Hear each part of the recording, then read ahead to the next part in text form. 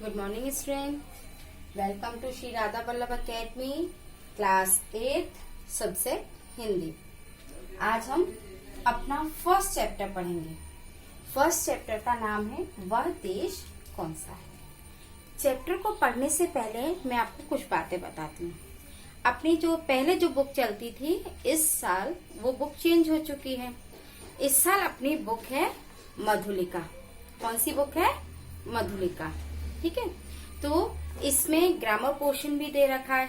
तो हमारा जो ग्रामर पोर्शन है वो हमें बुक में ही फिल करना है और बाकी का सारा आपको कॉपी में लिखना है। कॉपी में लिखने का भी मैं आपको बता देती हूँ। सबसे पहले हम जब चैप्टर स्टार्ट करेंगे तो जो पोयम होती है यानी कविता होती है, उस कविता को भी लिखना है और उसका डायग्राम यानी चित्र भी बनाना है। देन फिर हम शब्दार्थ लिखेंगे, डिफिकल्ट वर्ड्स लिखेंगे, फिर व्याख्या, क्वेश्चन आंसर, इस तरह से जैसे हम करते हैं, लास्ट ईयर करा था हमने, वैसे ही फिर हम अपना फेयर कॉपी में वर्क करेंगे।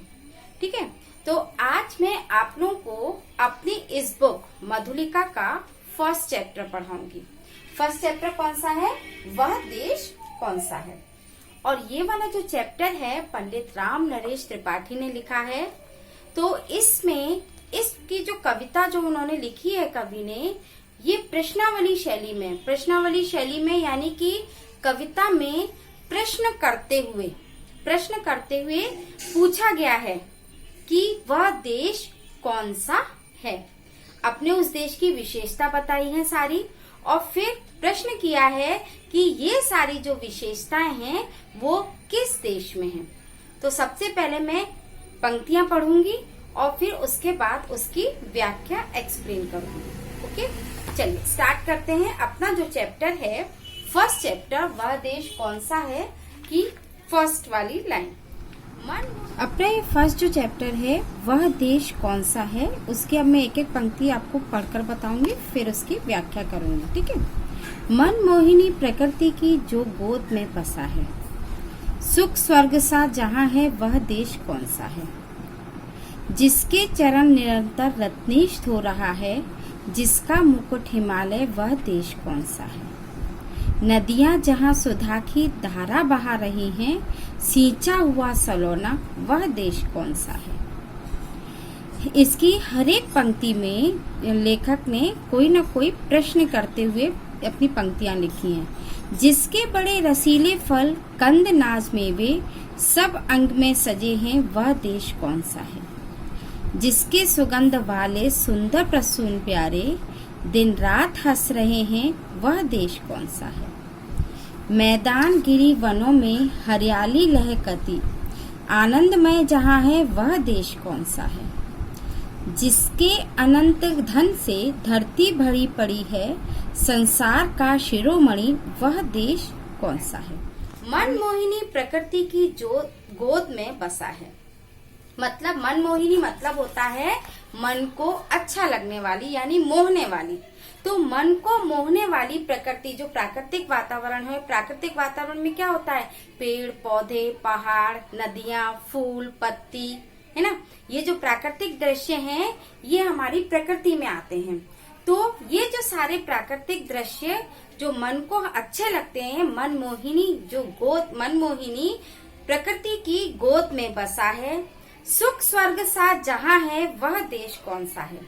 और जिस देश में स्वर्ग के समान सुख है वह देश कौन सा है।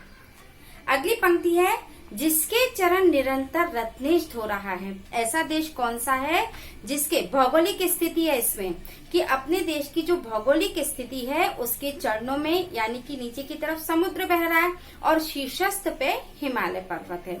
तो उसको दृष्टिगत रखते हुए कवि ने लिखा है, जिसके चरण निरंतर रत्नेश यानी सागर धो रहा है और मुकुट, जिसका मुकुट हिमालय है वह देश कौन सा है।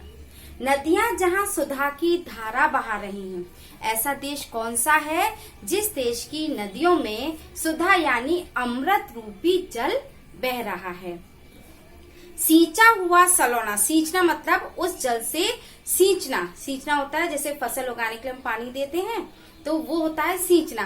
तो उस अमृत रूपी जल से सींचा हुआ सलोना, सलोना का मतलब होता है सुंदर, सुंदर देश कौन सा है।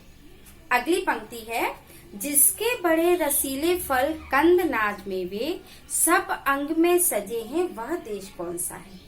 मतलब ऐसा देश कौन सा है जिसके चारों तरफ रसीले फल, कंद और मेवों के पेड़ हर जगह दिखाई दे रहे हैं। जिसके सुगंध वाले सुंदर प्रसून प्यारे, मतलब ऐसा देश कौन सा है जहाँ पर सुंदर और सुगंध, सुगंध यानी जो खुशबू होती है फूलों की, उसको कहते हैं। तो सुंदर और सुगंध देने वाले सुंदर प्रसून, प्रसून यानी फूल, फूल प्यारे दिखते हैं, दिन रात हंस रहे हैं, मतलब दिन रात खिले हुए वो सुंदर फूल सुगंध दे रहे हैं, ऐसा देश कौन सा है। अगली पंक्ति है, मैदान गिरी वनों में हरियाली लहकती, मैदान यानी समतल भूमि, गिरी यानी पर्वत और वन यानी अपने जो जंगल है, इन सब में यानी मैदानी समतल भूमि में, पर्वतों पर और जंगलों में हर तरह हर जगह हरियाली दिखती है। ठीक है, आनंदमय जहाँ है, और जो मन को आनंद देने वाली हरियाली मैदानों में, पर्वतों में और वनों में लहलहाती हुई दिखाई देती है, ऐसा देश कौन सा है। जिसके अनंत धन से धरती भरी पड़ी है, ऐसा देश कौन सा है कि जिसके अनंत धन से, मतलब अनंत मतलब अपार, अपार धन से ये जो अपनी पृथ्वी है, अपना जो धरती है वो भरी पड़ी है, और संसार का शिरोमणि है ना, शिरोमणि देश कौन सा है।